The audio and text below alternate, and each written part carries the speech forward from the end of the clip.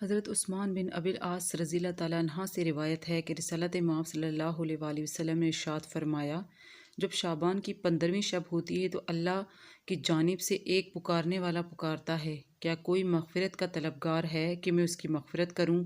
کیا کوئی مانگنے والا ہے کہ میں اسے عطا کر دوں؟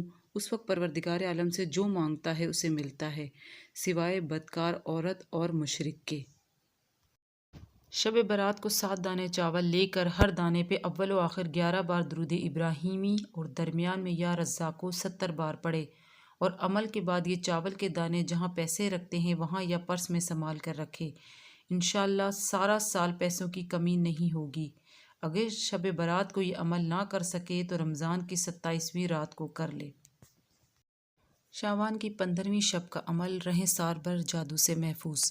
شعبان کی 15ویں رات بیری یعنی بیر کے درخت کے 7 پتے پانی میں جوش دیں۔ جب پانی ٹھنڈا ہو جائے اور نہانے کے قابل ہو جائے تو اس پانی سے غسل کریں۔ تمام سال جادو کے اثر سے محفوظ رہیں گے۔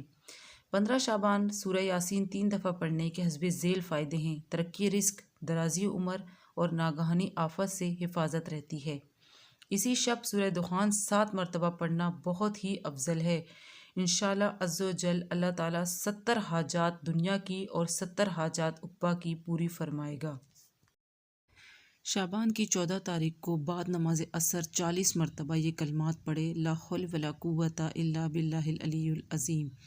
عبادت کی ابتدا شعبان کی 14 تاریخ کو عصر سے ہی شروع ہو جاتی ہے اور مغرب کے بعد نوافل کا اہتمام کیا جاتا ہے۔ 15ویں شب کو نماز مغرب کے بعد 6 رکعت نفل نماز پڑھنی ہے، 2 رکعت کر کے۔ پہلے 2 نفل پڑھے اور عمر میں خیر و برکت کی نیت کرے۔ دوسرے 2 نفل پڑھے بلا و مصیبت سے محفوظ رہنے کی نیت کرے۔ تیسرے 2 نفل پڑھے مخلوق کا محتاج نہ ہونے کی نیت کرے۔ ہر 2 نفل کے بعد 1 مرتبہ سورہ یاسین پڑھے یا سورہ اخلاص 21 مرتبہ پڑھے۔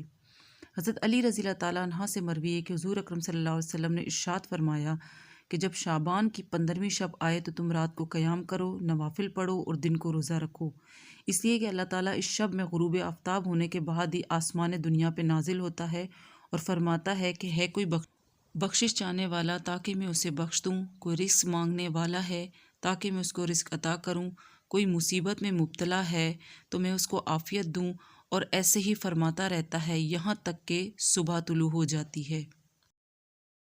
حضرت حسن رضی اللہ تعالیٰ عنہ کی طرح آپ بھی شب برات میں یہ عمل کریں۔ حضرت طاؤس یمانی رحمۃ اللہ علیہ فرماتے ہیں کہ میں نے امام حسن بن علی رضی اللہ تعالیٰ عنہ سے 15 شعبان کی رات اور اس کے عمل کے بارے میں پوچھا تو آپ نے ارشاد فرمایا کہ میں اس رات کو 3 حصوں میں تقسیم کرتا ہوں۔ ایک حصے میں اپنے نانا جان حضور اکرم صلی اللہ علیہ وسلم پر درود شریف پڑھتا ہوں، دوسرے میں اللہ تعالیٰ سے استغفار کرتا ہوں اور تیسرے میں نماز پڑھتا ہوں۔ میں نے عرض کیا کہ جو شخص یہ عمل کرے اس کے لیے کیا ثواب ہوگا؟ آپ نے فرمایا کہ میں نے حضرت علی رضی اللہ تعالیٰ عنہ سے سنا اور انہوں نے نبی اکرم صلی اللہ علیہ وآلہ وسلم سے سنا۔ آپ صلی اللہ علیہ وآلہ وسلم نے فرمایا اسے مقربین لوگوں میں لکھ دیا جاتا ہے۔